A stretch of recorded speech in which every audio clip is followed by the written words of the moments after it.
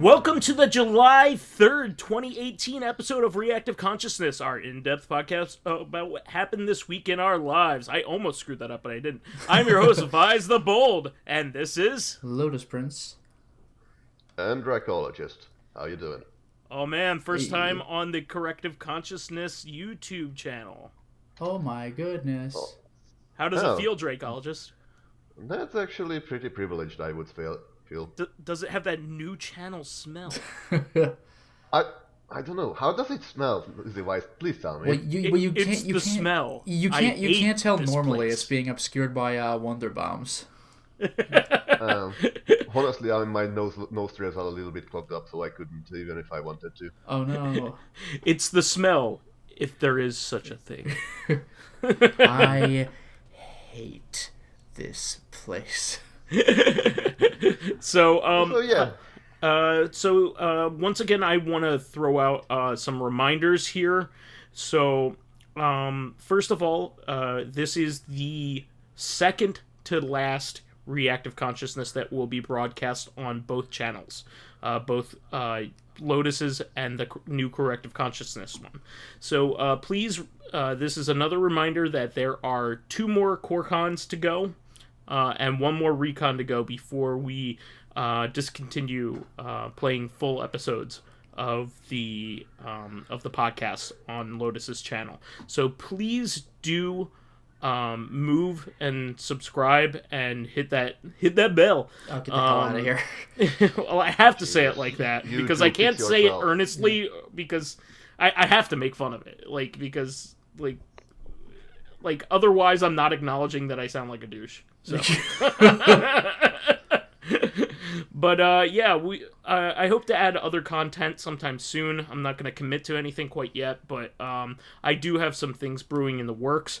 But we will continue on with this project, and we need everybody's help. So please follow the link below. Lotus will link it in his channel to the Corrective Consciousness YouTube channel. Most of you have started to watch it there.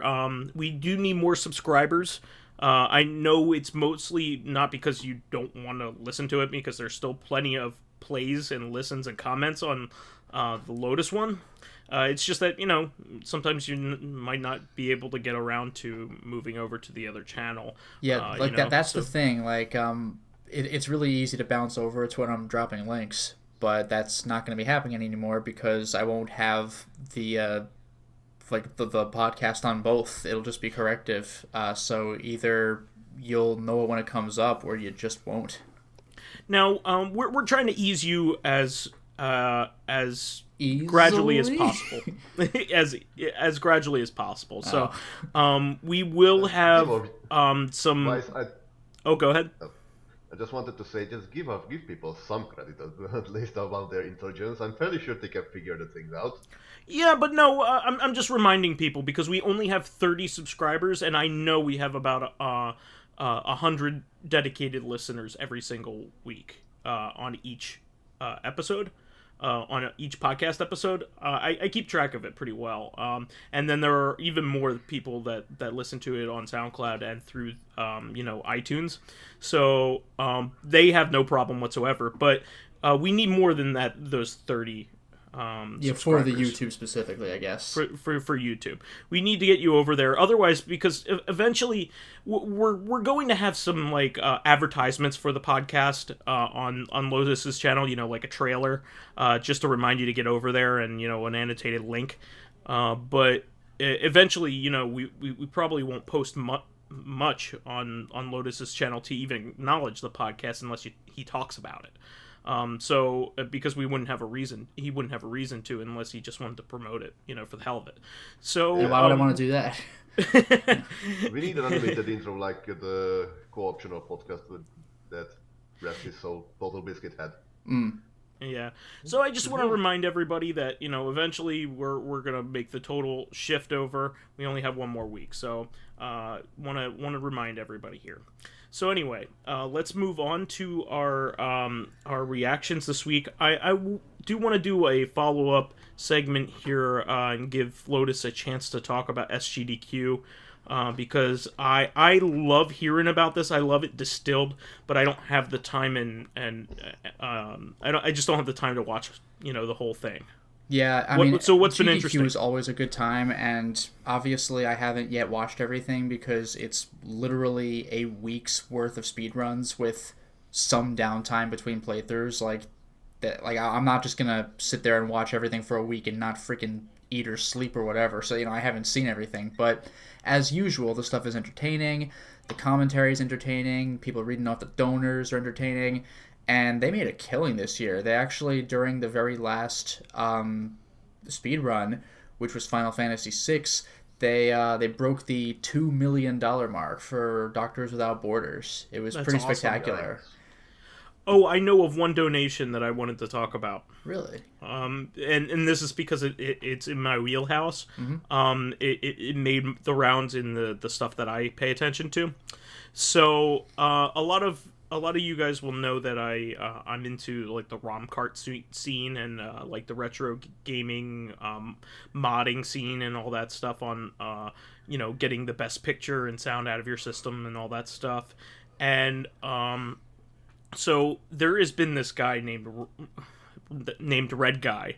Lotus knows a bit about this, that had been working out the Super FX functionality, FX chip functionality for the SD to SNES.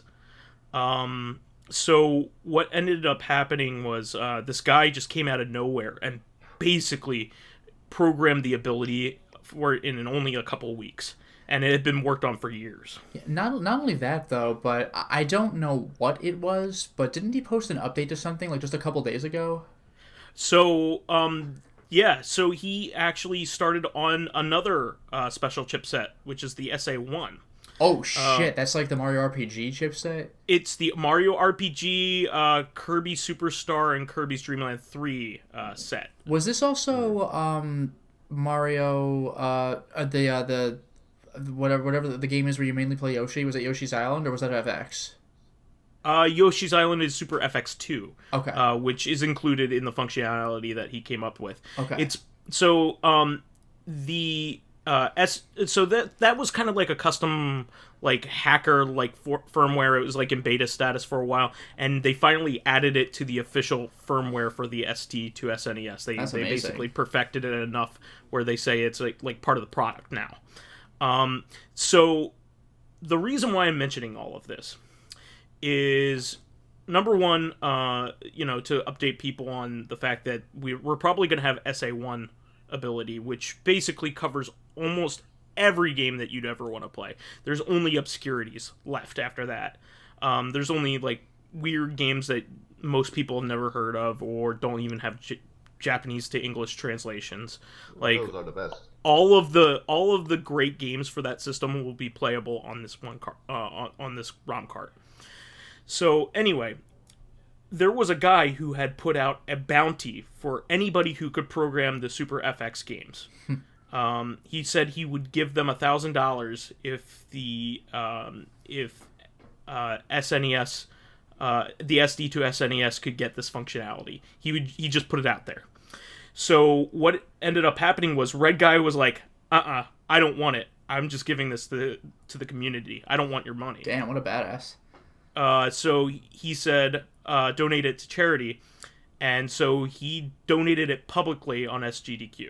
Oh, that's cool. I didn't know about that. $1,000 went to a worthy cause. Yeah, Doctors Without Borders. Because of Red Guy's work. That's incredible. And the guy followed up on it too. This bounty wasn't a bullshit thing. He was this passionate about this functionality in this ROM cart that he wanted to make this happen, and he wanted to follow up in rewarding whoever it was who was able to program it and make it work. And he also followed up again by donating, by respecting the wishes of the person who did it. Yeah, that's super cool. Really cool on everybody's front. And he did it in a public way, for a really good cause. So yeah, that's incredible. Yeah, I just wanted to mention that because this is like the one thing I know about SGDQ. You wouldn't happen to know which run, like what game they were playing when he donated, would you? I don't know, but I could look it up real quick while you talk. All right, because I was gonna say like that could be a run I could watch and like hear it go, because that'd be pretty rad. But it's also always cool to see people do new speed tech, because the thing is, it's easy to say that once you watch a single GDQ marathon, you're basically good, right? Like, oh, they're running the same game next year, whatever. But the thing is, across the years, there are sometimes different people running the games, because usually the people doing the commentary on the couch just behind the runners, oftentimes there are other people who run this game. So maybe one of them will do it next year. Or, in the case of, I think one of the most impressive changes that I saw was in Zelda The Wind Waker, because a speed run of that game, I think a year or two ago, was like 4 hours long, which, I mean, that's a long time to sit and watch a guy play a video game, but considering it's The Wind Waker, that's insanely fast. But the thing is, with The Wind Waker, you remember how that game works? You beat a couple of dungeons, and then when you finally get the Master Sword, you have to beat 2 more dungeons to power it up so you can break the barrier to enter Ganon's Tower.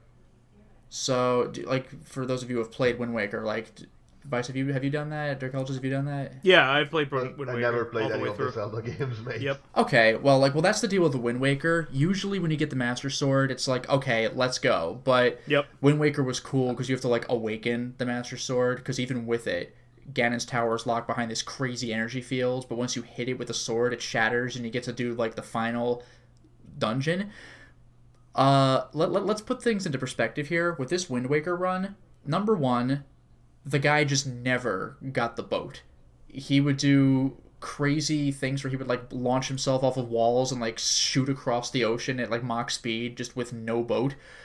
Second of all, he got to Ganon's Tower with no sword, and he activated a cutscene where you really should have the sword at that time, so the game gives it to you. So he never got the Master Sword, but all of a sudden he just had it by the end of the game, and he was actually able to find a skip that circumvented breaking that barrier. So the speedrun went from 4 hours to like 90 minutes, an hour and 3/4. Wow. Fucking crazy. One of the hardest tricks this guy had to do was getting up to the top of Ganon's Tower, because you're supposed to have the hook shot, and he didn't. So he had this really goddamn obscure trick where he would, like, wave an enemy up to this platform and then, like, hit the enemy the moment he died, but he died at a certain frame, so the game didn't quite know what was happening, so he'd float up. It was like this really weird thing that took forever to execute because it's really hard to do. This guy tried it for, like, several minutes, but the thing is, while that can be frustrating to watch, the crowd gets so hyped when the trick finally lands, and then he just goes off and beats the shit out of Ganon. It was incredible. Like, something similar happened in Metroid Samus Returns on the 3DS. There was one run that there's one trick that the runner Shasta had to do where it was like you clip through the floor. There's like a switch on the floor that you could walk on or roll on as the ball, but you're supposed to, like, rock back and forth on the switch until you kind of, like, clip into, like, where an edge is. Like, you know how in Portal you would clip through, like, corners. Oh, so yeah, that's crazy shit. But yeah, that runner took, like, he was using somebody else's 3DS, and I guess it's like a computer, like, everyone feels a little bit different, so he wasn't quite used to the stick or something. It took him a good 10 or 15 minutes, so we're just literally watching him slowly rock back and forth at this tiny area for that extended period of time, but the crowd flipped when it landed. It was the most, like, satisfying thing. It's like actually really cool to see something like that happen. And I had mentioned Final Fantasy VI. This was a 100% run, like, all summons, all characters, and glitchless.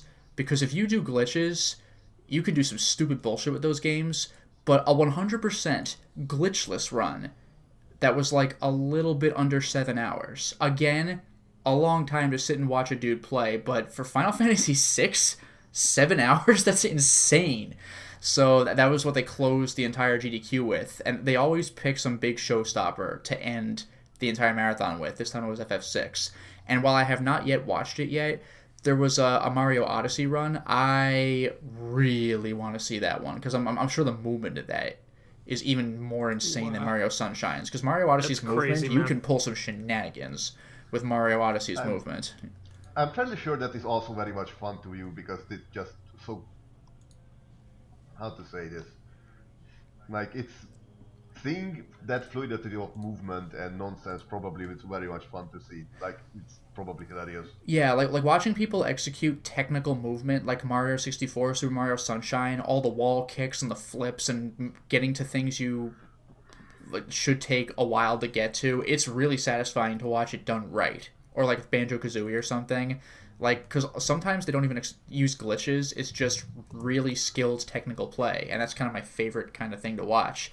It's one thing to walk out of bounds and jump over half the level, which is goddamn hard to do, but you're like barely looking at the game at that point. But like Mario Sunshine, it's just really well executed. That's it.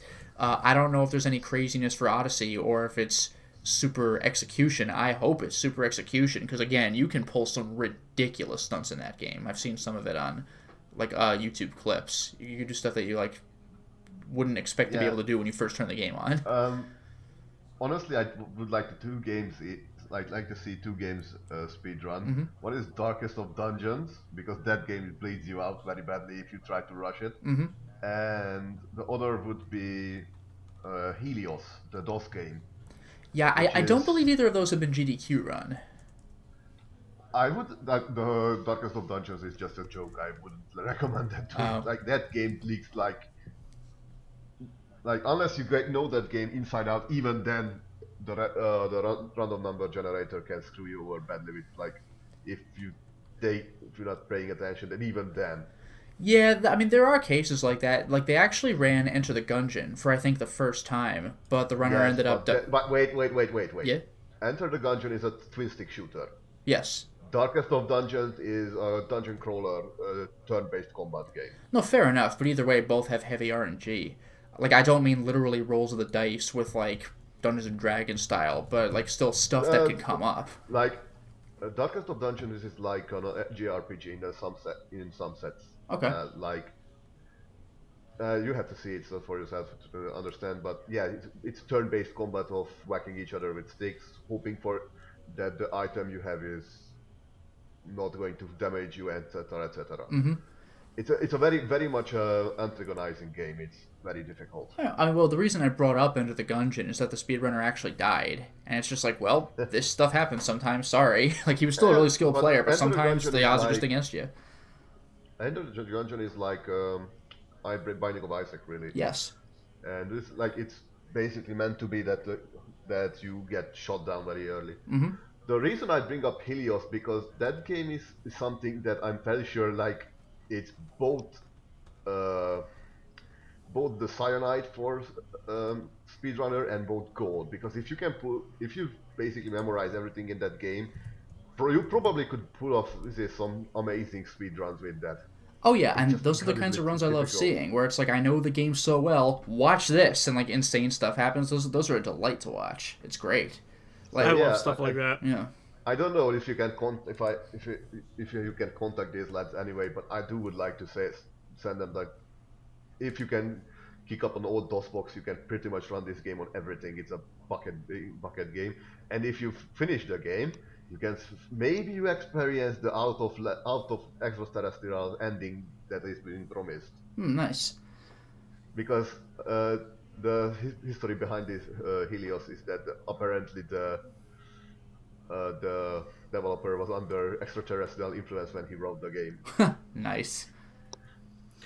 So I wasn't able to find the specific run in which Picante is the guy's name who put out these bounties. He actually put out a bunch of bounties. He said for the Super FX chip, the SA1, he has another $1,000 bounty out for that. the Action Replay Game Genie code support, and a couple other special chipsets. Now, he put out bounties for these in varying levels because of, I guess, his interest level. Yeah. But he's followed up on both of these, I believe. Let me see here. He tweeted recently that... let me see here. The Super FX support is officially released. Bounties from BK and I are fulfilled as SGDQ donations as requested from Red Guy. There are still other opportunities to claim bounties for other capabilities, but I'm just amazed that one has already been claimed. Yeah, that's nuts. Yeah, so really, really cool stuff. So like he wasn't bullshitting about these things. He wants them done. Yeah, so, and and good for him for following through on it too. Good luck and Godspeed. What was that? Good luck and Godspeed, I guess. Yeah. Yeah, I think the SA1 is going to happen. He already has test footage. That would be freaking nuts. He's making progress. Because, the SA1, again, I already said it, but Super Mario RPG, what a brilliant game. And the thing is, with the FX, with the lack of FX support, it's like, oh man, I gotta buy Star Fox separately. But, Star Fox is cheap. You always could go and get it. But Super Mario RPG is really not. It's one of the more expensive... not stupidly expensive, Blockbuster exclusive, but, it's kind of up there for a Super Nintendo game. It's, moderately expensive. It can range, $70, $80, $90. It's pretty obnoxious to have to go hunt that one down if you're the kind of person who uses a ROM card. So and same thing with Yoshi's Island. I mean, Yoshi's Island is a top 5 game for the system, I would say. And without that capability before that, like Star Fox, okay, Star Fox is a great technical showcase and it's fun, but it's not an essential game, I would say. Whereas I would definitely say that Yoshi's Island is a crowning achievement for the system. It's definitely a game that you would point to the best games in the system. Not to mention... Same thing with Mario RPG. Yeah, Mario RPG's up there. But no, another thing, though, is Star Fox 2, because that game never officially came out unless you have an SNES Classic. But if you wanted to play Star Fox 2 before this FX support, then you would have needed to pay some outrageous, $100+ for a repro card of this prototype game. But that's no longer a problem. Yeah, and not only that, but... for the longest time, there was only an unfinished version of that game out there. Yeah, that's the whole thing. You could only play that unfinished version, and so once the finished ROM got out there that Nintendo had put on the SD to SNES, there's only actually probably about a good 6 months where people were buying repo cards for that. Now nobody will. Once the Super Nintendo Classic came out, people were quickly able to dump that file and put it online within a week or so. They were like, here's the file if you want to emulate it, but now you can play it on a legit SNES if you so desired.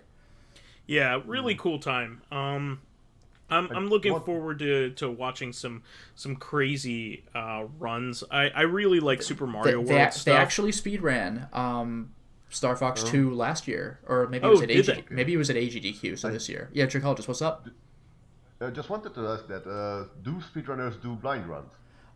Well, for stuff like Enter the Gungeon or whatever, they would have to, because even if they know what they're doing, you don't know exactly what's coming up. But I will say, every once in a while, and including this SGDQ, they did some blind Super Mario Maker runs, because those are actually some of the most fun runs to watch, because some other people made these really difficult levels, and that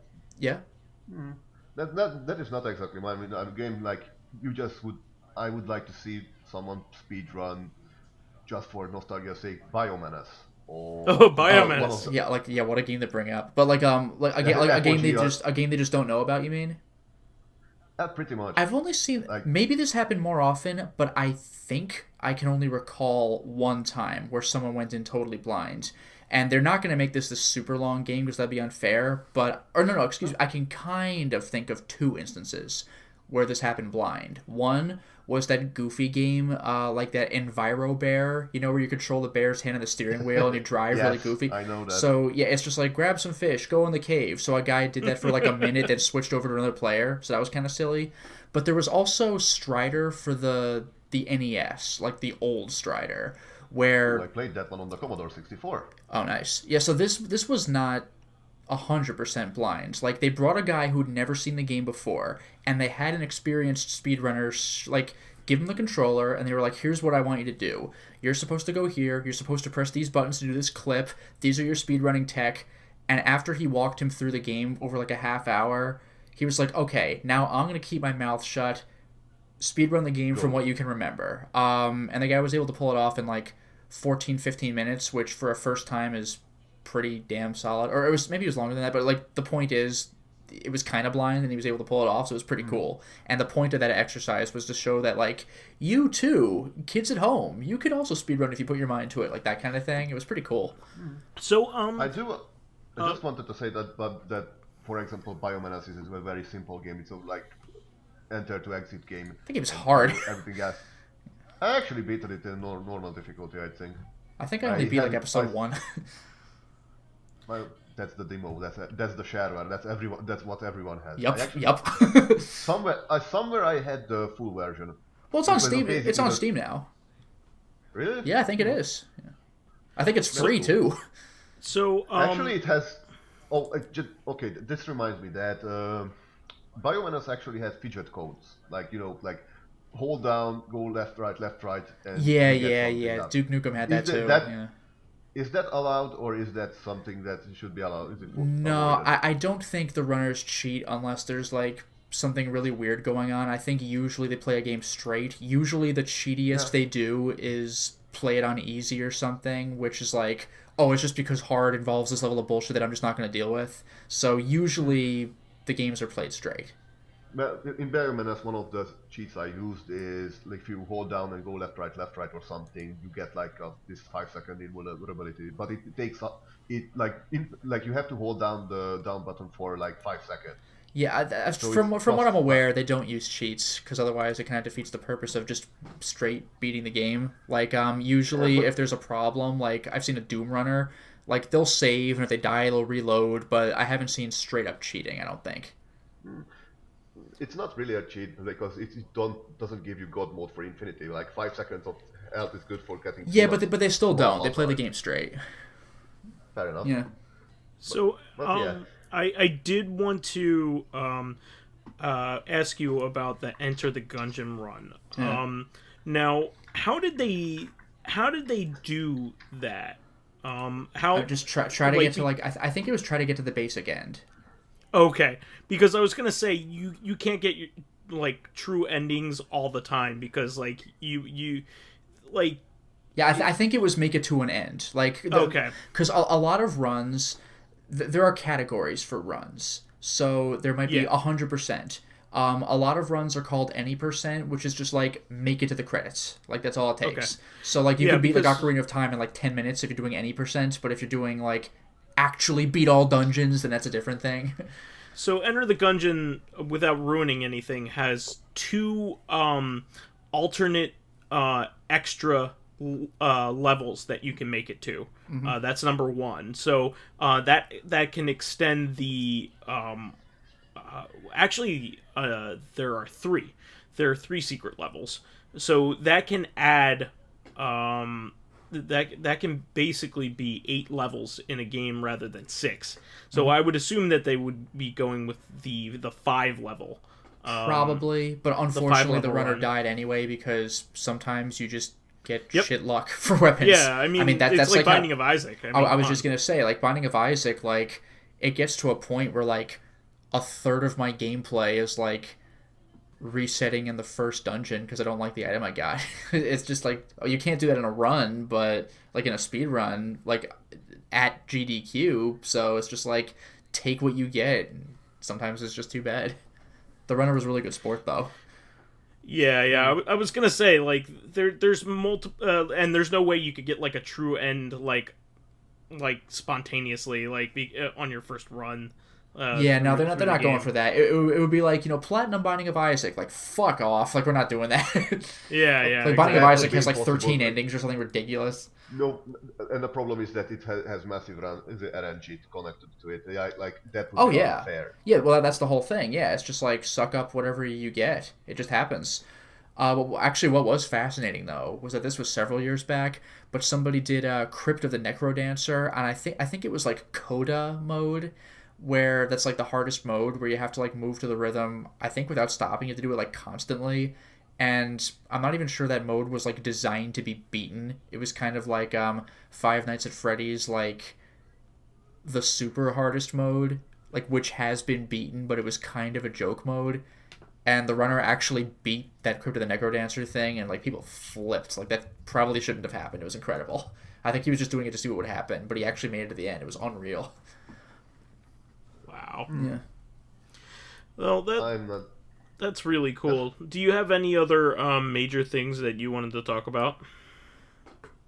Concerning the speedruns, not really off the top of my head. I guess it's just it's always fun seeing games I haven't heard of.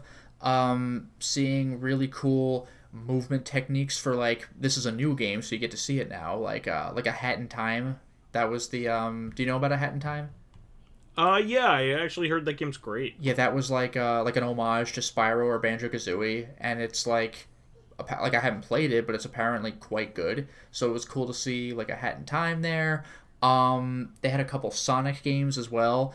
Ironically, I'm not as into watching Sonic speedruns because they involve zipping, where you like clip through a wall or a floor and just like shoot across like the whole level. So it's super fast, but like you're not really playing like Oil Ocean Zone at that point. But when they're actually just straight up moving fast, it's freaking sweet, man. And I actually, even though there is clipping involved sometimes, I do enjoy watching Sonic Adventure runs, because some of the what they call movement tech you have to do is just like, God only knows how you figure this out, and God only knows how you actually manage to execute some of this weird stuff, like falling in a white void, but you see them moving slightly left and right because they're like, oh, I know there's a death plane here based on how much time I've been falling, so it looks like guesswork to me, but they actually know what they're doing. It's kind of cool. That's awesome. Yeah. Well, you have to see that. You have to be some sort of prophet, or just you have to know the game like by heart. So yeah. Well, the thing with these games is that there's usually, for a lot of games, a speedrunning community where different people find different skips or different exploits and shout it out to the community, and then one runner, like various runners, will practice at it. One will probably get better than others and do like a proper exhibition or whatever, but like everyone else has also gotten really good at it. So it's really cool to see like these things realized. And there are lots of moments in speedruns where a speedrunner will say, oh, this one technique is really hard, I'm going to try it just once and see if I get it. If I don't, I'll lose 5 to 10 seconds and we'll move on. So it's always cool to see them get it when stuff like that happens, like really outrageous, like, I will try this 3 times because failing 3 times is still faster than doing it the real way, or stuff like that. It's just kind of entertaining to see success at attempts of that nature. All right. Well, I think we covered that. I'm sure you will go back in retrospect and look at some, and you'll of course have an opportunity to talk about these things. Yeah. At the time of this recording, Games Done Quick is still working on uploading the runs individually to their YouTube channel, because this is streamed live on Twitch, but eventually with YouTube they just dump all these runs on you. So like I said before, the moment I see Super Mario Odyssey, I'm jumping on that so fast. That run didn't even have to happen. They have lots of incentives at GDQs. If you donate collectively, $10,000, then we'll try fighting the secret boss or stuff like that. Mario Odyssey was something fucking crazy. It was like, I think it was either $15,000 or like $150,000 for the run to exist, and the run existed. So not only did a lot of people donate a lot of money, but like specifically for that purpose. That game is very technical, just like all 3D Mario games are. So I'm oh sure. Yeah, I've seen like video game. It's a lot of fun to watch. Yeah, I've seen Video Game Donkey try doing these long distance jumps, and it's like, how the hell? So I look forward to seeing a whole game of that. Absolutely. Well, I'd like to move on and talk about some recent releases here that I found interesting. I'm sorry. As I said, go ahead. Oh, okay. I'm glad I have your permission. Perfect. So, Get on with it. Get on with it. I did want to say that a lot of the new releases that I'm going to talk about on a weekly basis are I'm going to filter them. I'm going to talk about games that appeal to me and my interests and what I think our audience would like. But I do want to let you know that I'm not going to go over every single game released on every platform. It's just not going to happen. Yeah. Otherwise, we kind of just turn into like a laundry list eventually. Yeah, exactly. But Reactive E. What was that? Reactive E. Yeah. Like, you know that E3 had it ER. Yeah. But I did want to talk about a couple games that I bought I thought were interesting, and also a couple games that came out. So, these might have been over the past 2 weeks or so, but I thought this was cool. So, Zero Div has been releasing Sikio games on the Switch. So, one of my favorite games that Sikio has ever released, Gumbird 2, was just released this week, and promptly taken off of the store. You could have made things more ambiguous by saying they released Yoku's Island Express and they released Gunbird 2. Yeah. Oh God. Gunbird sounds familiar, but I don't know where to put it. Yeah, I've heard the name, but I don't really know what it is. So, Gunbird 2 was obviously an arcade game originally, and then it received a port to the Dreamcast. Okay. It's probably most well known for the port to the Dreamcast, where Capcom published it. Now, that port is probably technically better in that it has... because Capcom published that one, they added a secret character. They added Morrigan as a playable character from Darkstalkers. Oh, Capcom! They love their Capcom references. But Gunbird 2 is still a fantastic shmup, and it is not a game that is ridiculous. It's not a bullet hell game. It's not like a Danmaku or something that it would be just difficult. Classic arcade. Yeah. It's like a fun game, kind of like Raiden would be, but it has a lot of personality, has really great pixel art, and it has a bit of humor in it. So I definitely recommend that Gunbird 2 because it's a good game. Out of all the shmups that are on there, I think the 2 Gunbird games are really good for people to start out with, and you can always lower the difficulty as well. So definitely go for it if you're into shmups at all or would like to start getting into them. And also, this is a good time for me to plug Jeremy Parrish's new endeavor. Did you guys see this? Did you see my status update on Twitter? I'm not sure I did. Don't have Twitter. Okay, so Jeremy Parish of US Gamer and Retronauts fame and 1up.com when that was around, he said to himself that he wanted to play shmups and classic arcade games in the vertical style. Oh, okay, I have seen this, yes. So he actually hired an engineer to come up with an accessory for the Switch. Yeah, this was kickstarted, right? Yeah, he kickstarted it and hit his goal almost immediately. And it's already fully formed idea. He doesn't need to... It's risk-free. He already has the wheels in motion for producing it. Yeah, it's basically this slot that you put your Switch tablet in so you can hold it vertically. That's pretty much what it is. But the Switch naturally doesn't have that. But now that there's so many vertical things released on the Switch, it only seems like they should have a setting like that. Yeah, not only that, it's a 90 degrees monitor turn for the Switch. Yeah, exactly. And you can also... It also has its own kickstand, so you can set it up on a table that way. as yeah, well. It's little things like that. Like, I can understand Nintendo not releasing this at the time, but I don't know. I'm just kind of waiting for them to come out with their own version or something, because it's like, how could you not? Well, the good news is that it has a lot of thought put into it. Like, he's leaving slots there for your your game card, access to your game card, and also the headphones, because he realized that you're going to be on the go when you're using this mode. Probably, yeah. So this will be a comfortable way to play these games. Now, there are plenty of arcade games. Gunbird 2 is one of them, and basically all the Sikio games. Almost all of them have vertical modes, so you'll be able to play them and have it fill the whole screen. Also, a bunch of pinball games have this, and I just wanted to Punch say that, Out. like, this is Punch Out, yeah. this is very much pinball. Pinball is a accessory. Oh yeah, no doubt. Yeah, and you know what the big shame of it is? I was actually going to talk about this later.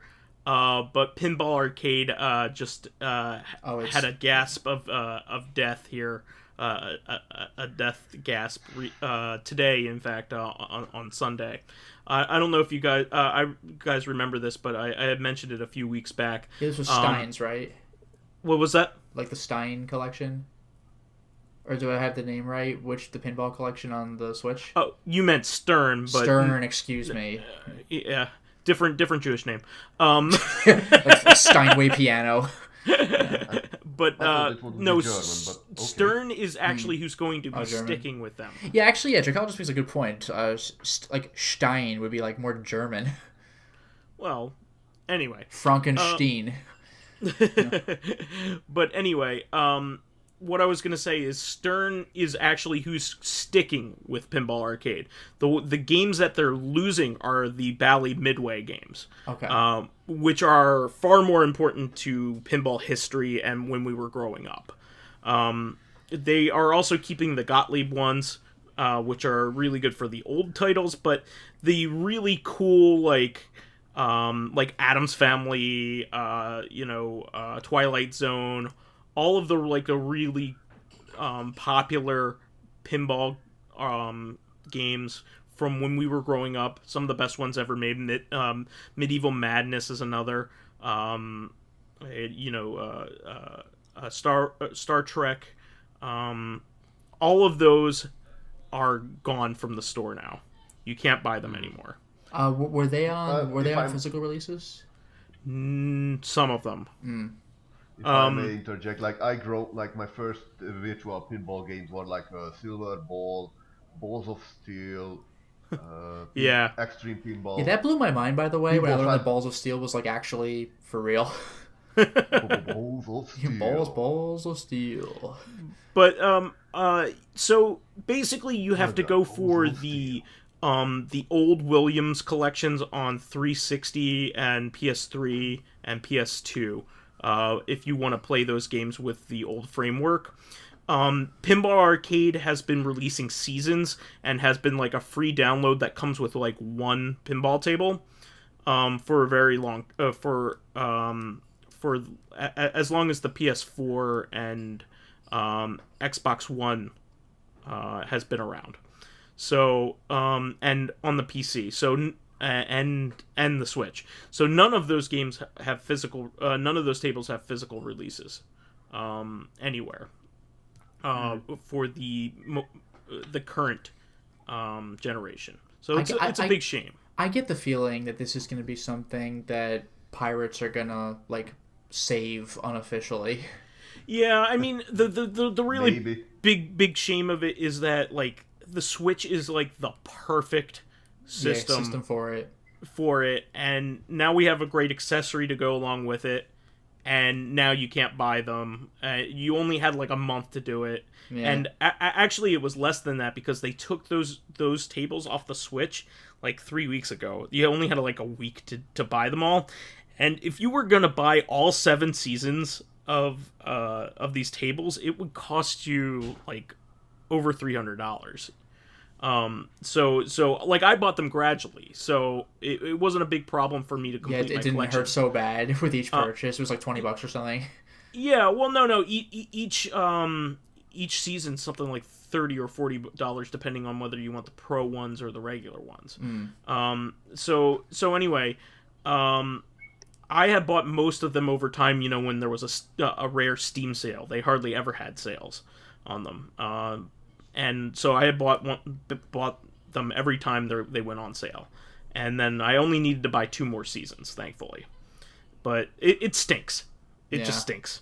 So their entire platform has been nerfed. I think something like 70% of their tables were from Valley and Midway. Ugh. So it really just sucks. But anyway, going along with pinball, I picked up Yoku's Island Express. Have you heard about this? No. I did. So it's a Metroidvania pinball game. Yeah, it's a Metroidvania pinball game. I'm very excited. And but you hate those things. I love pinball. I love Metroid, and you love Vania. I love Vanias. Actually, I just played the Bloodstained game. Yes, that's good. The retro one. It's really good. But Yoku's Island Express is made by the Worms and wow. The Lemmings guys, Team 17. Yeah. Team 17. What worms are you thinking? Those Worms as the game. Yeah. I remember like some Worms games I wasn't really feeling, but Worms Armageddon is like the cream of the crop. Worms Armageddon's great. Yeah. There is a few good Worms games out there actually. I just never get to play them because like I used to play with myself with them. Like you can set up your own little team and just see how much you can level down the map. But ever since I played it multiplayer through the net, it kind of left me with a bit of a wanting. You know, like each you you need to scratch with a very specific ways. Yeah. And just nobody to play with really. What's great about guys? What's great about if you guys have any of the Worms games, mind you can call me and we can blow each other up. What's great about Worms is like there's such like a strategic period and like what my friends used to do is we would actually try to help each other hit each other because like it's so hard to aim correctly in that game. Like it's accurate, but it's so fiddly on purpose. Like it's kind of like playing golf. So like it's a lot of fun just to kind of see your friend actually hit you. Yeah, and the wind heavily influences your bullets too. I have many stories. Like first to begin with, like I had the games called Tank Wars. Yeah. Which was or Scorched Earth. I think more people are familiar with it. There's actually a 3D version of that, where you have like statically play. Well, it's not static actually in Scorched Earth because you can move if you have the item for it, but the point was that there you have to select a number a specific number of angles and power levels, and you have to fire them. It's just fun. Worms was a little bit more flexible with it. I actually have an old version of Worm Plus is somewhere in my PC. Mm-hmm. So if anyone interested. Yeah, I like Armageddon the best because that's the game I played in. I played on my Dreamcast with my friends back in high school, and like the PC version's a lot of fun. So my brother and his friends were all about the PC version. Yeah, so Steam actually sells a working version of that. It has online support and everything. So nice. I actually have Armageddon. Yeah. Although I think I did like World Party better. It was basically Armageddon plus. Nice. Well, that's fine. World Party's a good one as well. So. I do actually have like Reloaded, Revolution, and Weapons of Mass Destruction as well. I played a few of the 3D ones and they just weren't. They weren't as good. Like these are 2.5D. Reloaded is not 3D. It just sort of this precursor for being a Steam Workshop and everything. Revolution is 2.5D with water physics, and Weapons of Mass Destruction actually goes back to sort of this Armageddon style origins. It has a different art style, but it added a lot of interesting quirks for the game, so it's worth to look into at least. And but I do want to get back to Yoku's Island Express. I can't wait to play this game on the Switch. It's for I think pretty much everything you could think of. I think they released it on, but it just seems like the perfect Switch kind of game. You know what I mean? It's arcadey and a Metroidvania, so I can't wait for that. Also, a recent release. I was very excited to see this pop up on like every system as well. It seems like a lot of the old great Q games have been being released. Luminous Remastered got put on every system. That was originally PSP, right? It was a PSP launch game. And has been on a lot of other systems since then. But this is really cool because I think it's just basically the first game, but, with updated features. And I think it has almost all the songs, if not all of them. And I got it for the Switch because I wanted it to be portable as well as be on the TV. So you'll like this, Lotus. So Mizuguchi, the guy who's made these games, and Rez. Yeah. He's really into vibration as part of a feedback for his games. Yeah. You can sync up to 8 Joy-Cons to this. This guy. And put them all around your body, yes. And while you're playing the game, make a Joy-Con suit. Feedback. Yeah, exactly. No, it's mine. So you on the PS4 version, you could do 4 controllers. On Xbox One, you can do 8, and on PC, he's just like, try to do as many as you can. Nice. But I picked up the Switch version because this is a very great like on the go type game. So and I encourage everybody to pick up the Switch version because it's going to be the number one version for me. A lot of games nowadays are unless they're like an intensive game, like like something like a AAA game like Doom 2016, I'm going to pick it up on the Switch unless like there is a massive drop in frame rate. Like for the new Ys game, the newest Ys game, I was kind of waiting on the new translation and all that stuff. But for like Lacrimosa of Dana or Dana or whatever, it actually seems like the best version of that is going to be the PS4 version because it's the most stable. Their PC version ended up stinking, and the Switch version, even if you have it plugged into the TV, is only 30 frames per second. So it's half the frames of all the other versions. So for my money, I'm just gonna go for the PS4 version. Anyway, moving on. Another great, fantastic Neo Geo release on the Switch, Money Puzzle Exchanger. Have you guys ever heard of this? Nope. Nope.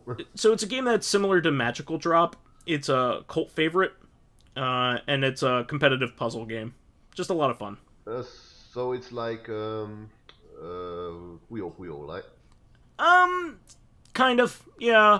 It's a game where you grab things from the top and then place them.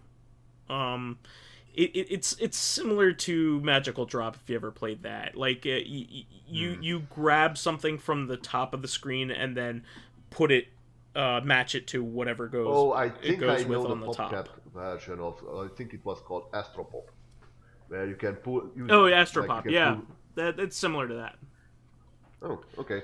But it was one of the games that I never expected to get a port, and it did. So that's awesome. And they also put the original beat 'em up Renegade on Switch. Huh. So by the makers of the very first Kunio-kun game. At that. So it's pretty cool that they put that on there. It's a really difficult game though. And the only other things that I wanted to mention was that Ikaruga has made the rounds and was put on PS4 and Switch now. So I'm excited about those, especially that game's gotten ported a bunch. It was like Dreamcast but Japanese only, and then America got it on GameCube. Yeah. So if you want to go for Arcade Perfect, the Dreamcast version is really pretty much it, because it was made for Naomi hardware. Oh, okay. But the GameCube one is very similar. So it's more accessible. But the 360 version apparently has some inconsistencies, so I wouldn't go with that. And at the same time, it's backwards compatible with the Xbox One, so I would stay away from that one. But the Steam PS4 or Switch version appeared to be very good. Okay. So you wouldn't have any problem with any of those. By the way, I should mention one thing, just regarding a previous topic. In a previous GDQ, sometimes they just straight up do tool-assisted speedruns. Like, people worked for who knows how many hours to get, like, the perfect run with emulators and stuff, and then on the GDQ, they'll just play it back for you and be like, watch this insane bullshit that humans literally can't do. And one time they did Ikaruga, like, a maximum possible amount of points run, and it was pretty spectacular to watch. So much color shifting and absorbing stuff. What's really cool is I think a lot of the ports have what's called dual mode, where you can one person can play both ships. Yeah, I forgot if they did that or not, but either way, it's a outrageous run. Yeah, I must say that even though it's probably my favorite shmup, I don't play it for score like I do a lot of other shmups, because I have never gotten good at doing the chain combos in this game. I don't. So for people who don't know, in this game you switch polarity from your color of your ship from white to black, and while you're white, you can absorb white bullets, but black bullets kill you, and vice versa. Yeah, so you don't have to dodge everything. Correct. Just change colors. But to get the maximum amount of points, you need to kill enemies of the same color in groups of 3.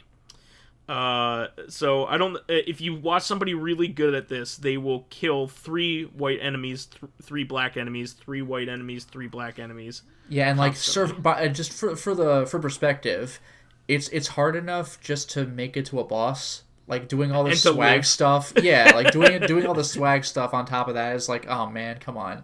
Yeah, but your brain cannot process that fast. When this game is played well, it is a work of art. It's a work of art to begin with. Yeah. But it's again, look at that task run on GDQ. Just Ikaruga TAS, tool assisted speedrun. It's like, whoa.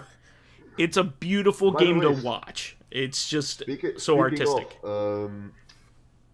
Wise, do you know Outland? Oh yeah, Outlands is great.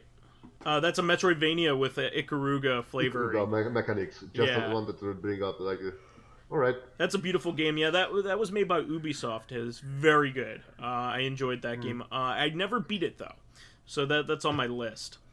It has one crazy level though, like the back when you are riding the back of the monster. Oh, I didn't get to that part. Oh, get to there. It's absolutely breathtaking at that point. Gotcha. And real quick, I just wanted to mention the Steam Summer Sale is going on, so this is another recent event. I just wanted to mention some cool things that I picked up that I think will be relevant to Lotus at least. I picked up Never Alone, and I know you played that one. That's a damn good one. It's not the longest or most complicated game, but it's literally a folktale in video game form. Like, this is a game where I think the developers went to the elders of this one group of Inupiat people and asked for stories, and the elders were actually pretty progressive and were okay with making a video game version of their oral tale, and that's what Never Alone is. And Never Alone is like, there are slight adaptations because there isn't fucking platforming in oral tales, but like, the basic idea is there, complete with moral lessons and stuff. It's really well done with voiceover over it. It's really good. I'm excited to play that. I also picked up Pixel Junk Shooter Ultimate. It's one of the Pixel Junk games that I didn't have yet. Those games are a lot of fun. I also picked up The Last Way of the Samurai game, which I didn't have. I picked up the first 2 at Too Many Games. At Too Many Games, mostly because I bought 4 because I know it's bananas. Like Way of the Samurai 4 is apparently the crazy game in the series. And the other games aren't like that, but I kind of want to have some context. So I picked up Way of the Samurai 3 because that's on Steam now. I also picked up the Infinity Collection, which is all of the remastered versions of all of the Baldur's Gate games. Like all those. Wow. So it's like Baldur's Gate, all the Icewind Dale games, the Neverwinter Nights games, and Planescape Torment.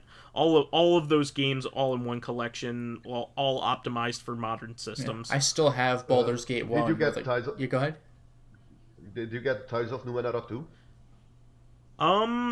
Is that... Yeah, Tides of Numenera was that newer Planescape Torment game, the one that came out like this Torment. year. Okay, I didn't pick up that game because once again I'm kind of I want to beat the first one first. Yeah. So okay. I've kind of unless I have like a super heavy reason to buy it. I hear mixed reviews on that game too, so I'm not sure if I'm gonna pick it up. Yeah, the only thing I was gonna say was that like I've never played any of those games except for the first Baldur's Gate, but like I still have that one, and it's like 5 CDs, and the CDs were like they weren't really story based; they were location based because you could go anywhere at any time. That's annoying. Yeah, so I'm on like disc 1, and I go too far west, and it's like put in disc 4. I'm like, what? Like, am I at the end of the game? Like, no, just this is where you are now. By the way, speaking of games that just came out, Vice, I think you'll particularly enjoy this.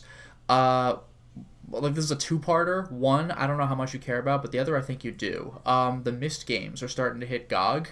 Like, like Myst 4, it's finally there. But the other thing, I think this will particularly please you. It was the one elusive Monkey Island game. What was it, Escape From? Oh, the 4th game. Yeah, it's on GOG now. Like, it's finally happened. Awesome. Yeah. That's great. That was the last one. I think so, yeah. So it's finally here. Like the curse of Monkey Island has been broken. Buy that like right away because I that was actually one of the very first games I played on PS2 because it was basically a launch window title, if not a launch title for the PS2. Yeah, I remember. So seeing I'm excited. Unbox, yeah. By the way, Vice, I think there was Old Man Stompy here when we were talking about that. You know Medieval? Medieval, yeah. On PS1? No. Medieval, not Medieval. Oh. I'm not no, sure. I don't know that one. It's a new high-speed first-person hack and slash sort of. Like, it's basically like plays like Heretic or Hexen. Oh, nice. Oh, wow. Infused with more speed. Like it's a bit painkiller-ish. It's a bit Heretic-ish. Okay. It's still in the sort of egg yolk state of the early access mode, but what it currently provides is pretty solid. Also, what comes out of early access and recently hatched is Overload, which is if you remember, any of you played or remember Descent. I mean, I barely played it, but I remember it. Because basically, Overload is that. It's a Descent clone. With, yeah, you're on like a ship and like underground and tunnels and stuff. Yes, and you're shooting up the place. Okay. Well, anybody else have any recent releases that they would like to talk about? Hellbound just got founded, for example. What is that? Hellbound is what appears to be a very, very cheesy version of it's but basically the guys who made it are only known about they made one horror game and then just suddenly came out with this very old school first-person shooter. Huh. Like you have to watch the trailer for it. It's hilariously cheesy. Wow. Always a fan. It's a very very hammy, very cheesy game. But yeah, currently there's a demo available where you have a score-based arena shootout with various monsters where you get new weapons and stuff as you progress through the what do you call this waves. Okay. And what I have to say that I'm very impressed by the sound design of the weapons. Each gun sounds very, very meaty and loud. Well, that's good because even with great games, like bad sound design really can put a damper on the whole experience. Yeah, the problem is that current like on the basic starting sort of this rifle-like weapon and on the minigun, the alt fire is like iron sight, which is not to me is not like the big old school thing. Right? Like in a game like this, like you would probably had like a grenade undersling grenade launcher or something for that. Mm-hmm. What else is there? Well, I think we went over a lot this time around. Yeah, I so... can't really think of any upcoming releases, just stuff I've been playing recently, but that's always like, several years old. Yeah, so away on Doom like a madman. Yeah, oh, dude, like I'm getting ready to play fucking like Lost Kingdoms. Remember Lost Kingdoms? Well, neither do I, but I'm gonna play it anyway. Well, I think one of the things I wanted to say that I'm a little bit disappointed in Agony. I didn't buy the game. I've heard it was like, oh, right, yeah. It was sort of this schlock shocker visuals, which are not bad because like you saw some really bizarre stuff. Yeah, I mean, like the Yahtzee Zero Punctuation review said it looked kind of like the Lust level from Dante's Inferno, which is a really cool look, but apparently the game itself is like, all right, it's fun, I guess. Yeah, I actually seen the post Zero Punctuation is a let's play of it, and it's kind of bad. Sad. Yeah. But yeah. Well, we'll follow up and we'll keep people abreast of the new releases, but that we care about, that we have our eyes on. We will, of course, continue our discussion here on Thursday for the next episode of Corrective Consciousness, where we will talk about some interesting stuff. We got a really cool topic that we're going to discuss. So, please make it over to the Corrective Consciousness YouTube page while we're at it. Follow the link once again, and keep listening on SoundCloud. Also, tell us about some of your recent releases that you were caring about in the comments. While there, please give us thumbs ups, likes, and 5-star ratings on iTunes. It helps promote and spread awareness of the show, and any bit of encouragement helps keep the show going. You can catch us on Thursday on our sister podcast, Corrective Consciousness, the podcast where we explore the inanity of pop culture. Lotus, you used to that yet? It's getting to the point where I have to remind myself it's coming, so I am ready for it when it comes, but I still have to, like, it's going to be something about inanity. It's not going to be what I'm used to. We'll get you there. Finally, you can friend me as vysethebold on Steam, PSN, Xbox Live, Twitcher, Switch, and Battle.net. And you can follow me on my YouTube channel, Lotus Prince. You can hit me up on Twitter at Lotus Prince. And finally, if you are interested in seeing my videos early, getting in on exclusive live streams, I'm currently playing Brothers, A Tale of Two Sons. Cool. Finally. Or selecting upcoming games for me to Let's Play, and getting in on a Discord with every single other patron who's involved, then perhaps consider swinging by my Patreon account, which can be found at patreon.com/LotusPrince. And you can find me on Skype, Steam with the name Dracologist, and you can find me on Discord with the same name. Perfect. Excellent. All right, we'll catch you on Thursday, everyone. Until next time, everyone. Good evening.